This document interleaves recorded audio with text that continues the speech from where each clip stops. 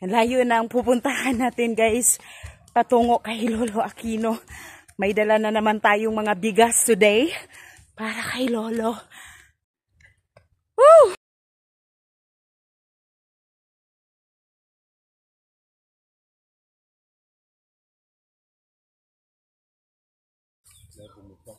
Kanina isugat Lolo ron. Guwapo man eh. Guwapo man eh. Guwapo man ko no. Ayong mo to ko. Ay, sa loob ako ilan to. Dako. Igo kayo. Igo kayo. Kiri sa nina.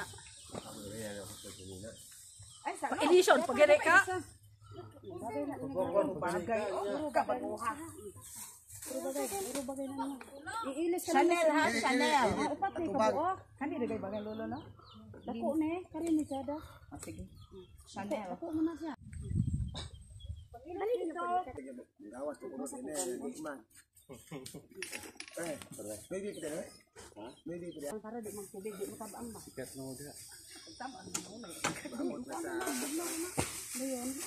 Ito kaya kan pwede karon na. Na sige na.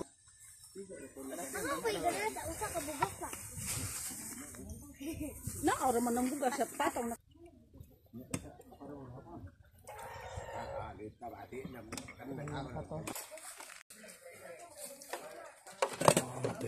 Purity man kayo.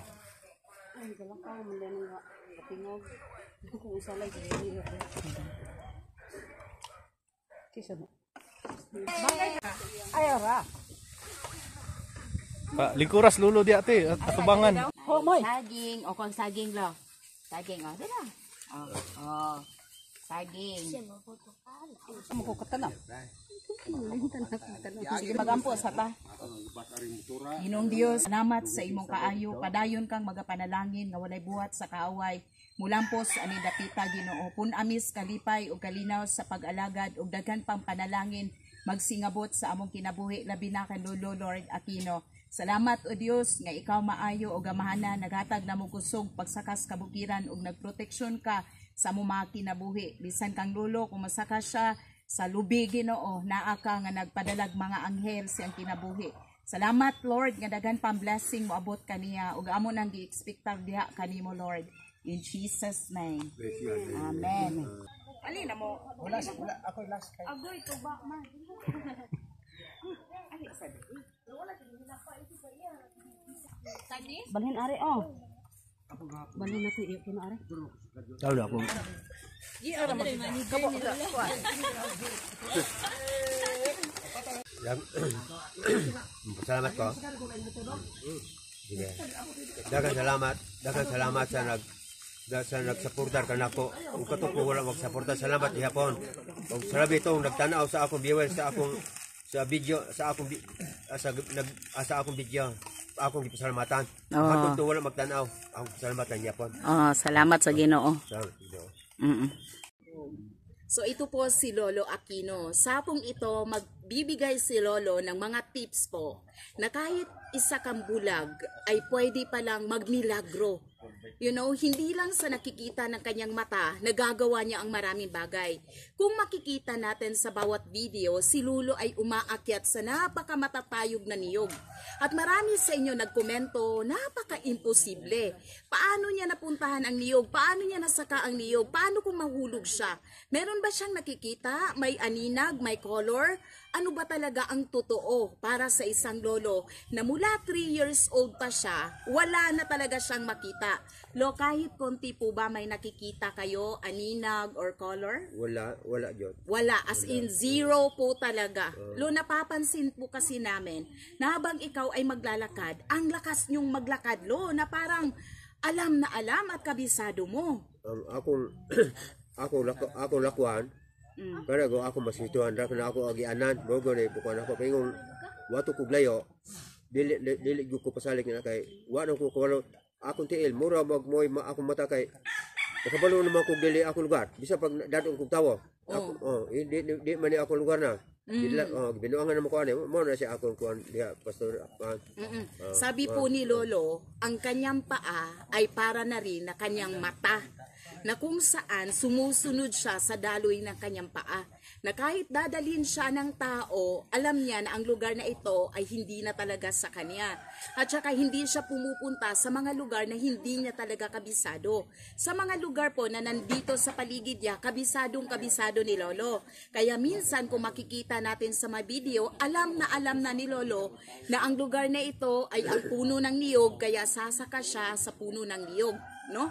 Lolo, example po, kapag nasa taas na po kayo ng niyog, Lolo, tapos may dala po kayong sanggot, sa Bisaya, sanggot.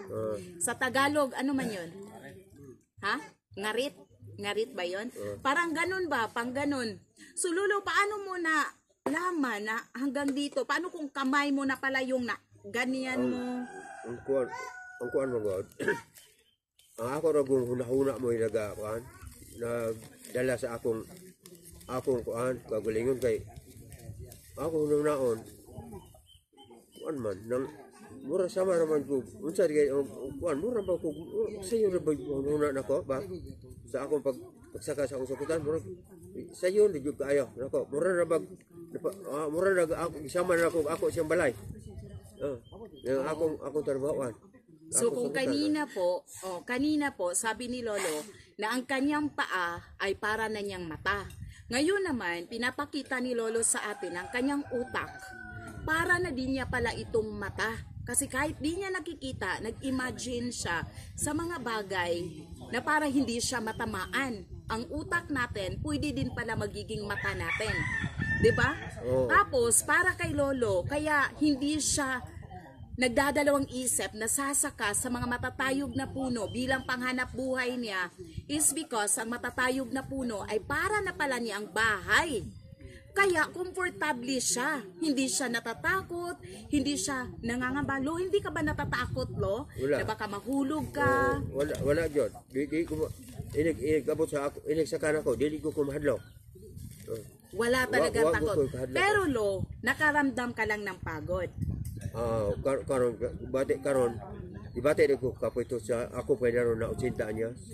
Wala po siyang takot na sakahin po or aakyatin ang puno na niyog kahit gaano pa ito kahaba. Pero meron lang talaga siyang pagod. For that 80 years old, nakaramdam talaga siya ng pagod. Daghan mo ko gibate kay kuan man. Na ano mo ko gibate na kong high blood sa akong high blood ko, ako dugo. Swan, 180 ang tason sa akong dugo. Muna mo tuwa ko sa akong sanggutan. Akong sanggutan ko kanang gibatiw na nako ning akong sanggutan bisag wala hangin. Magalihok na siya, mura baga kuan ba? Mura baga kuan siya, mura akong gibati, akong paminaw, mura siya kuan ba nang balakaw. Muna manang gay ko anak ko sa sanggutan no. Malimot yan ko. Muhammed ko sa palwa niya. Maniguro ko kawit kay mahulog yan ko. Ay, niya man ko sa taas. At dahil po 80 years old na si Lolo, minsan sumasaka po siya sa matatayog na niyog. Nagkakaroon na pala siya ng high blood. 180 yung blood niya. Kaya sa taas po ng puno ng niyog, nakaramdam po siya ng matinding vertigo. Na kahit walang hangin, para pong umiikot po ng malakas yung niyog. At yun po yung pinakamasaklap at pinakamasakit nun.